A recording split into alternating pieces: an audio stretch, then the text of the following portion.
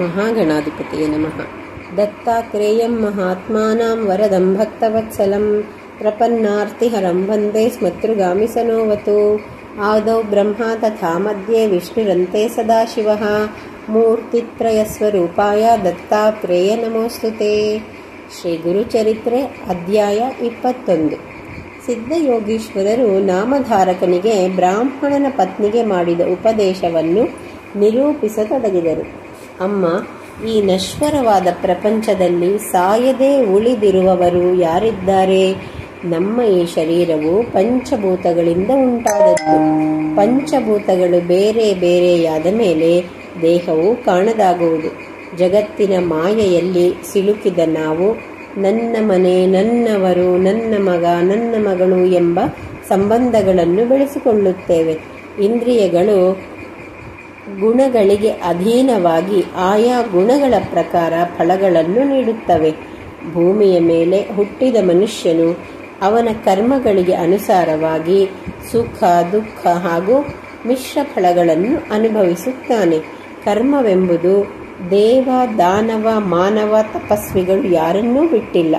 ನಾವು ದೈಹಿಕವಾಗಿ ಶುದ್ಧರೆಂದು ಭಾವಿಸಿಕೊಳ್ಳುತ್ತೇವೆ.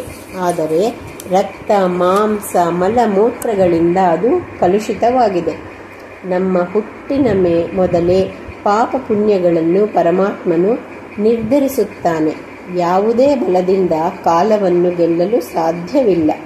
ಆದ್ದರಿಂದ ಈ ದೇಹವು ಅನಿತ್ಯವೆಂಬುದನ್ನು ಚೆನ್ನಾಗಿ ಅರಿಯಬೇಕು. ತಾಯಿಯಾಗಿ ನೀನು ಹಿಂದೆ ಅನೇಕ ಜನ್ಮಗಳನ್ನೂ ತಾಳಿದ್ದೀಯೇ. ಈಗ ಮೃತಪುತ್ರನ ತಾಯಿಯಾಗಿ ಶೋಕಿಸಿದರೆ ಹಿಂದಿನ ಜನ್ಮದಲ್ಲಿ ನೀನು ಯಾರ ಪತ್ನಿಯೋ ಯಾರ ತಾಯಿಯೋ ಬಲ್ಲೆಯಾ? ಶೋಕಿಸಿ ಫಲವಿಲ್ಲ. ಆದ್ದರಿಂದ ಲೋಕ ರೀತಿಗನುಗುಣವಾಗಿ ಶವವನ್ನು ಸಂಸ್ಕಾರಕ್ಕೆ ಕೊಟ್ಟು ಬಿಡು ಎಂದು ಬ್ರಹ್ಮಚಾರಿಯು ನುಡಿದನು.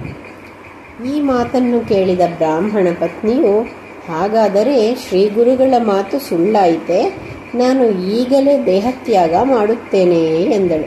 ಬ್ರಹ್ಮಚಾರಿಯ ರೂಪದಲ್ಲಿದ್ದ ಶ್ರೀ ಗುರುಗಳು, ಅಮ್ಮ, ನಿನಗೆ ಗುರುಗಳಲ್ಲಿ ಅಚಲ ನಂಬಿಕೆ ಇದ್ದರೆ ನಿನ್ನ ಮಗನ ದೇಹವನ್ನು ನೀನು ವರ ಪಡೆದ ಸ್ಥಳದಲ್ಲಿ ಮಲಗಿಸು ಎಂದು ಹೇಳಿ ಗುಂಪಿನಲ್ಲಿ ಅದೃಶ್ಯರಾದರು. ಬ್ರಾಹ್ಮಣನ ಪತ್ನಿಯು ಮಗನ ಶವವನ್ನು ಬೆನ್ನ ಮೇಲೆ ಹೊತ್ತು ಔದುಂಬರ ಕ್ಷೇತ್ರವನ್ನು ತಲುಪಿ ಶ್ರೀ ಗುರು ಪಾದುಕಾ ಸನ್ನಿಧಿಯಲ್ಲಿ ಮಲಗಿಸಿದಳು. ಶವವನ್ನು ಹೊಟ್ಟೆಗೆ ಗಟ್ಟಿಯಾಗಿ ಅವಿಚಿಕೊಂಡು ಊರಿನವರಿಗೆ ಪ್ರೇತ ಸಂಸ್ಕಾರಕ್ಕೆ ಅದನ್ನು ಕೊಡಲಿಲ್ಲ. ಹೀಗೆ ರಾತ್ರಿ ಕಳೆಯಿತು. ಬ್ರಾಹ್ಮಣನು 2 ದಿನಗಳು ನಿದ್ದೆ ಇಲ್ಲದ್ದರಿಂದ ಅಲ್ಲಿಯೇ ಮೂರ್ಛೆ ಹೋದನು. ಶ್ರೀ ಗುರುಗಳು ಕನಸಿನಲ್ಲಿ ಕಾಣಿಸಿಕೊಂಡು, ತಾಯಿ, ನಿಮ್ಮ ಮಗನಿಗೆ ಏನೂ ಆಗಿಲ್ಲ. ಅವನ ಜೀವವು ದಿಕ್ಕು ತಪ್ಪಿ ಎಲ್ಲಿಯೋ ಹೋದಂತಿದೆ. ಈ ಭಸ್ಮವನ್ನು ಅವನ ಶರೀರಕ್ಕೆ ಹಚ್ಚಿ ಬಾಯಲ್ಲಿ ಸ್ವಲ್ಪ ಭಸ್ಮವನ್ನು ಹಾಕಿ ಕಿವಿಗಳಲ್ಲಿ ಗಾಳಿಯನ್ನು ಊದಿ, ಆಗ ನಿಮ್ಮ ಮಗ ಜೀವಿತನಾಗುತ್ತಾನೆ ಎಂದು ಹೇಳಿದಂತಾಯಿತು.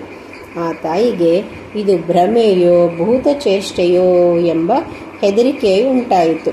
1-2 ಕ್ಷಣಗಳಲ್ಲಿಯೇ ಮೃತದೇಹದಲ್ಲಿ ಚೇತನ ಉಂಟಾಗಿ ಬಾಲಕನು ಕ್ಷೀಣ ಧ್ವನಿಯಿಂದ, ಅಮ್ಮ, ಹಸುವಾಗುತ್ತಿದೆ ಎಂದನು.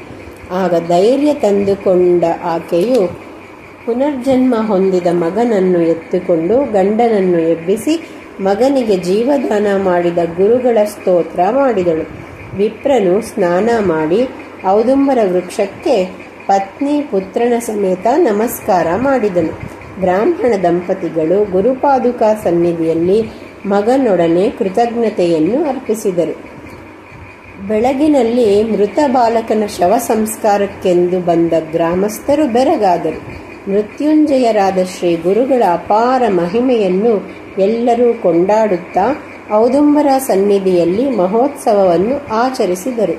ಶ್ರೀ ಗುರುಗಳನ್ನು ನಂಬಿದವರಿಗೆ ಏನು ಬೇಕಾದರೂ ದೊರೆಯುತ್ತದೆ. ಗುರು ಮಹಿಮೆಯಿಂದ ಮೂಕನಿಗೆ ಮಾತು ಬಂದರೆ ಕಿವುಡನಿಗೆ ಶ್ರವಣ ಶಕ್ತಿ ಬರುತ್ತದೆ. ಧರ್ಮಾರ್ಥ ಕಾಮ ಮೋಕ್ಷಗಳು ಸಿದ್ಧಿಸುತ್ತವೆ ಎಂದು ಸಿದ್ಧ ಮುನಿಗಳು ನಾಮಧಾರಕನಿಗೆ ಹೇಳಿದರು ಎಂಬಲ್ಲಿಗೆ ಶ್ರೀ ಗುರುಚರಿತ್ರೆಯ 21ನೇ ಅಧ್ಯಾಯವು ಸಂಪೂರ್ಣವಾಯಿತು. ಜೈ ಗುರುದತ್ತ.